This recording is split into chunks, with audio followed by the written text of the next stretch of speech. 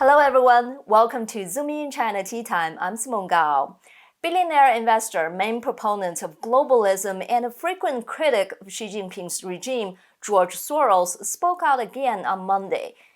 In an opinion piece for the Wall Street Journal, Soros targeted BlackRock, the world's largest assets manager, for their major initiative in China, including the launch of mutual funds and other investment products for Chinese consumers, and their direct recommendation offered weeks earlier to U.S. clients to triple their allocations in Chinese assets. Soros' major charge against BlackRock is that they misunderstand President Xi Jinping's China and so have taken the statements of Mr. Xi's regime at face value. In doing so, they assume there truly is a distinction between state-owned and privately owned companies. This mistake, notes Soros, is a tragic one that is likely to lose money for BlackRock's clients and, more importantly, will damage the national security interests of the U.S. and other democracies. As I mentioned at the very beginning of the program, George Soros is the main promoter and beneficiary of globalism. He had a good relationship with previous CCP leaders such as Deng Xiaoping and Jiang Zemin, who opened up China and engaged China in globalism. Soros' motive to criticize Xi, as much as opposing authoritarianism and protecting American investors' interests, is to raise a real threat to globalism, Xi Jinping.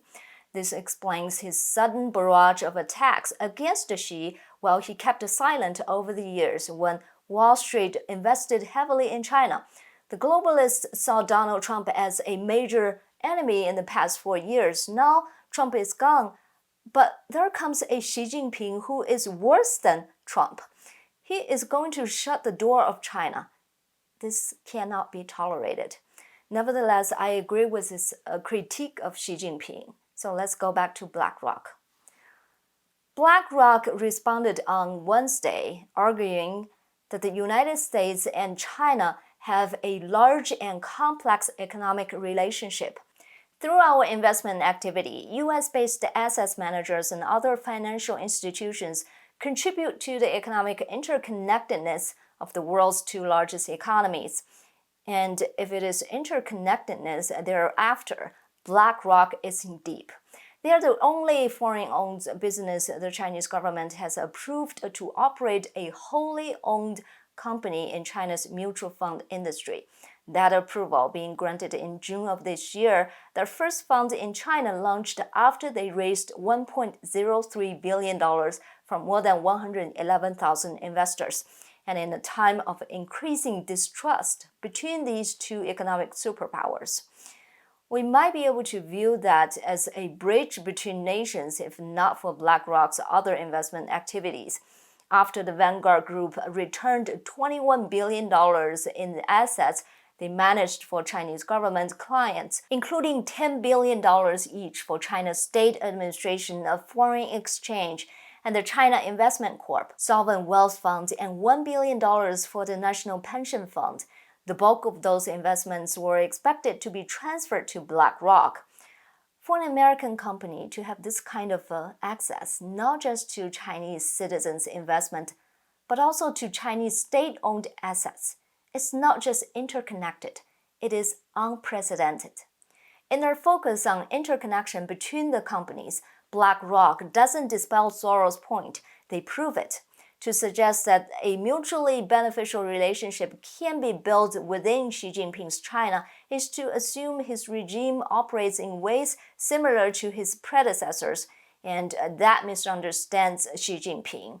A man Soros argued last month in another piece for the Wall Street Journal was the most dangerous enemy of open societies in the world.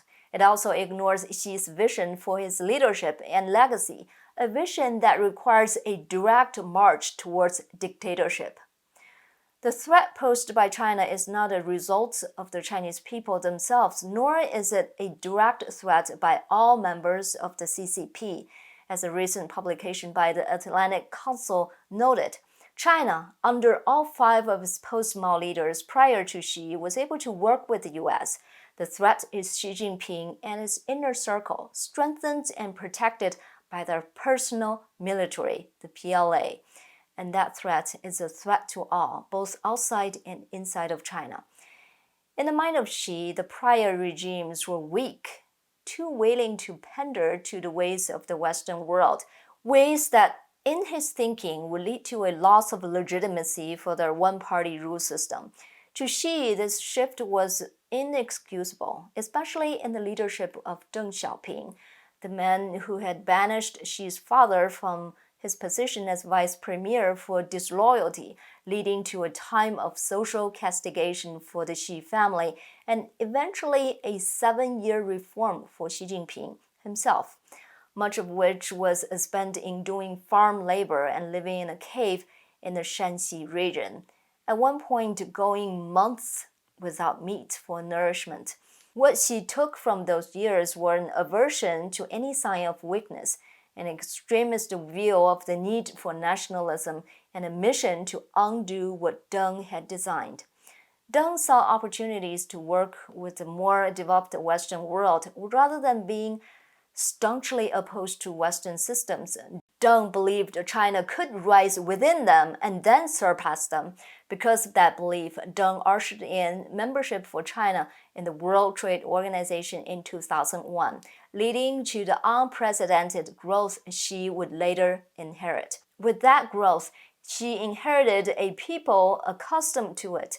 Wealth was flourishing, as was fame and influence. Chinese citizens become comfortable living under one-party rule while keeping a toe in the Western capitalistic system.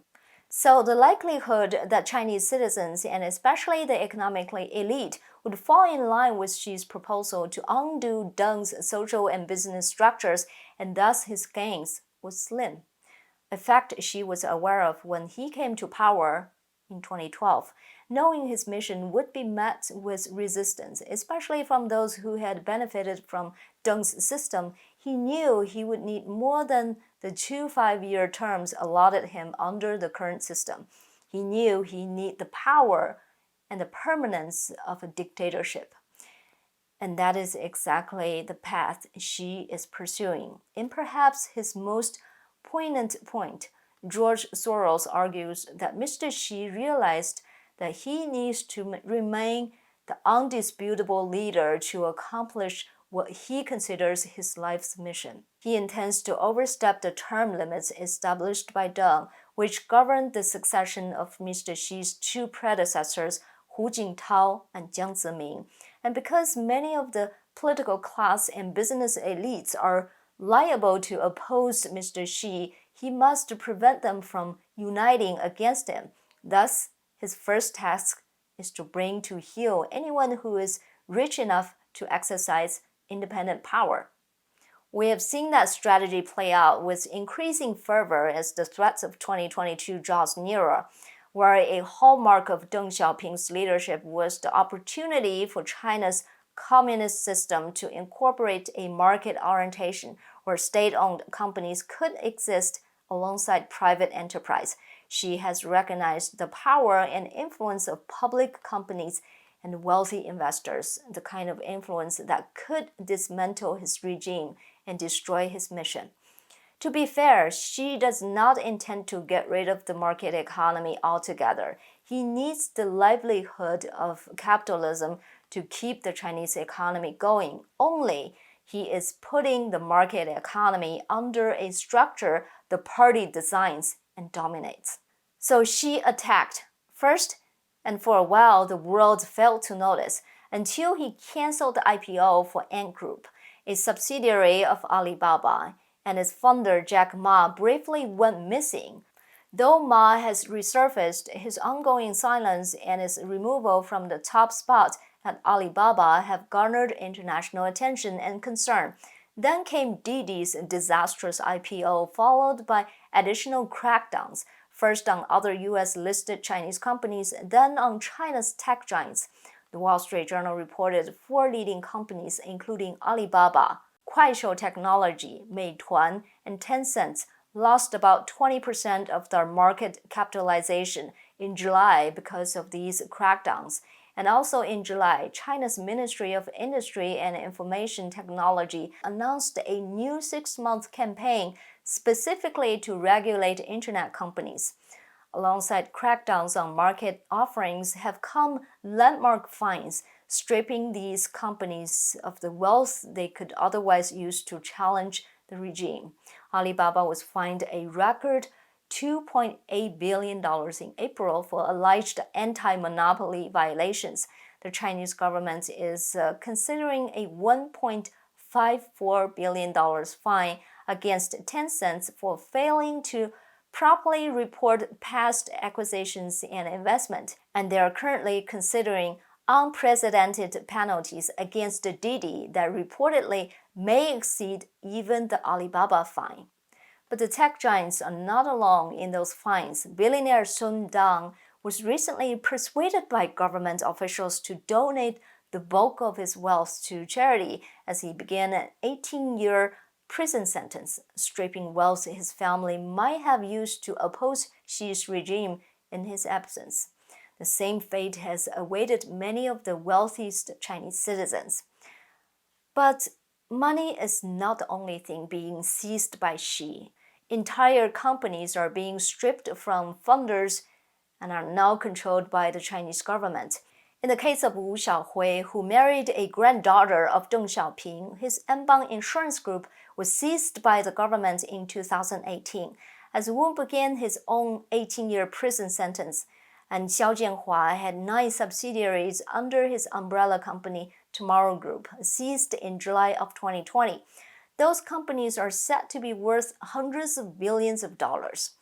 There's no word on where the money from these and other fines and seizures has gone or what it may be used for. There is also no word on the whereabouts of many of the wealthy elites funders associated with these companies. Xiao Jianhua was taken from a luxury hotel in Hong Kong by 12 men in the early hours of January 27, 2017. And while reports have said he is now under house arrest on the mainland, there is no evidence to his whereabouts and no variable activity by Xiao. The list of China's wealthy elites who have disappeared is rapidly expanding as Xi Jinping tightens his grip on the Chinese Communist Party. And no sector is safe. Alongside the crackdown on tech giants over the summer leading to more than $1 trillion loss for Chinese tech stocks came a ban on for-profit tutoring in the country that wiped out the private education industry virtually overnight. This is clearly not a sector-by-sector rectification. This is an entire economic industry and structural rectification. There's more to come. Michael Shao, general manager of an on-demand English tutoring platform, said, "I do believe we're seeing a profound transformation of society, especially given that the government has implemented definitive and strict regulatory measures in such a short amount of time and in so many different industries." Now the question is if Xi Jinping is contested domestically. I believe he is, and in big ways. The way Chinese society works is that you won't see different political views get presented and argued in newspapers or TV programs. Usually, everything is done behind the closed doors. When different views are presented and criticized, the fighting is already over. The 6th plenary session of the 19th Central Committee of the Communist Party of China will be held in Beijing in November this year. The rumor has it that the conference will launch the 3rd historic resolution in the party's history, which will likely endorse the Xi Jinping route that dictates how Chinese society progresses in all aspects. Before that happens, the fighting will continue. George Soros' barrage of attacks against Xi Jinping is not unrelated to the whole picture. After all, Xi is a common enemy of most elites on this planet. That's all for today. Thanks for watching Zooming in China Tea Time. Please like, share, subscribe, and donate to this channel if you like our production. Also, head over to my new membership website, at zoomingin.tv. You can get video, audio formats of my shows, full transcripts, and in-depth reports available only to members. I will also do Q&A with members on the website. Just $5 a month or $50 a year. Please check it out. Thanks very much, and I'll see you next time.